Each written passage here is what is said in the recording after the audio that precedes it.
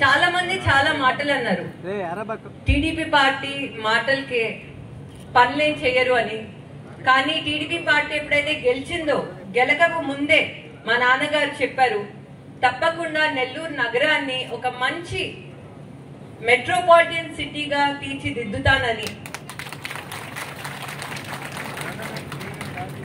Elections అయిపోయిన తర్వాత TDP party గెలిచిన తర్వాత మా నాన్నగారు ఒకటే అన్నారు, పార్టీ ఫండ్ కాకుండా మన కుటుంబంగా మన కార్యకర్తలకి ఈరోజు టీడీపీ పార్టీ ఈ స్టేజ్ లో ఉందంటే ప్రతి ఒక్కరూ కష్టపడ్డారు.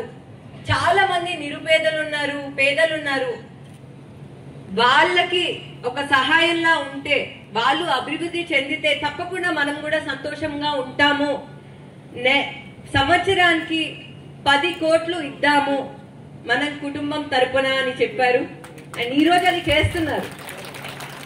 చెప్పిన మాట ప్రతిదీ చేశారండి. మీరు విఆర్ స్కూల్ తీసుకోండి. విఆర్ స్కూల్ ఒకప్పుడు ఎలా ఉండేదో మీ అందరికీ తెలుసు, ఇప్పుడు ఎలా తీర్చిదిద్దారో అందరికీ తెలుసు.